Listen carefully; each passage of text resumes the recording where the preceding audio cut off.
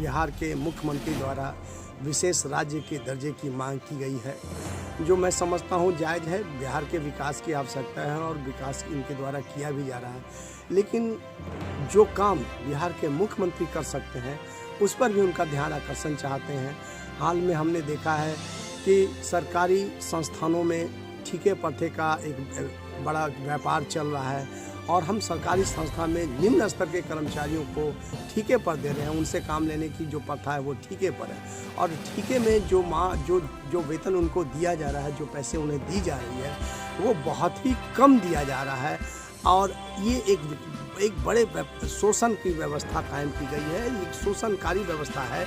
तो मुख्यमंत्री को इस पर ध्यान देना चाहिए कि हम ठीके प्रथा पर अनुबंध पे काम करने वाले कर्मचारियों का शोषण नहीं हो, उनके घरों में रोशनी कब पहुंचेगा, उनको जो दिया जाता है उनका वेतन, क्या उससे उनके घर परिवार के बच्चे का भरण पोषण हो सकेगा, उनका घर चल सकेगा। 8,000 9,000 रुपये में आजकल ठीके प्रथा के कर्मचारियों को पेमेंट किया जा रहा है, जबकि सरकार से उसे दुगनी राशि ली जाती है ठेकेदारों द्वारा, लेकिन इस पर कोई सरकार का ध्यान नहीं है।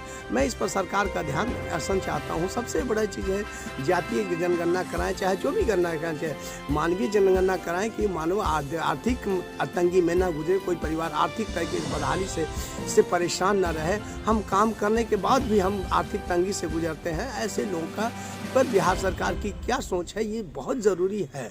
क्योंकि हम देख रहे हैं कि बहुत सारे सरकारी संस्थान हैं जहाँ पे ठीका प्रथा लागू किया और ठीका प्रथा में माफियाओं का राज हो चुका है और वो लोग एकदम मतलब उनके जीवन को नर्क से भी बदतर बना दिए हुए हैं। कभी भी उनको चयनित करते हैं, कभी भी उनको बाहर करते हैं, उनके सारे सिस्टम तमाम मजदूरों का भारी शोषण करते हैं। ऐसी त्रासदी जिसकी तस्वीर अगर रखी जाए तो एक भयावह तस्वीर सामने आएगी। तो हम समझते हैं कि देश के अंदर एक नहीं, बिहार के अंदर जो ये चलन पड़ चुका है कि हम ठीके प्रथा पर कर्मचारियों को क्या बिहार सरकार एक व्यावसायिक संस्था है जो ऐसी काम करेगी? बिहार सरकार है और जब किसी व्यक्ति से कोई काम लिया जाता है तो उसका न्यूनतम वेतन उसको देना होगा, उसको तमाम सरकारी सुविधाओं के साथ जोड़ना होगा। आप कभी किसी से काम लेते हैं और काम लेने के बाद ठीके द्वारा अपनी मनमर्जी के आधार बाहर कर देते हैं। ऐसी स्थिति में उसके पास क्या विकल्प बनता है?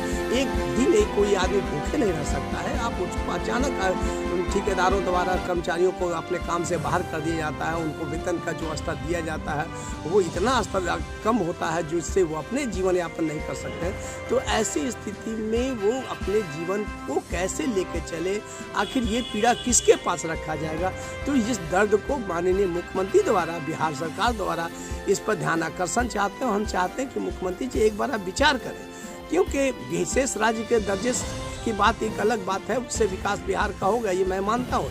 लेकिन अभी जो लाखों लोग जो आपके ठीके प्रथा के शिकार हो रहे, शोषणकारी व्यवस्था के शिकार हो रहे, इस पर आपका ध्यान कब जाएगा? मैं इस बिहार सरकार से सवाल करता हूँ।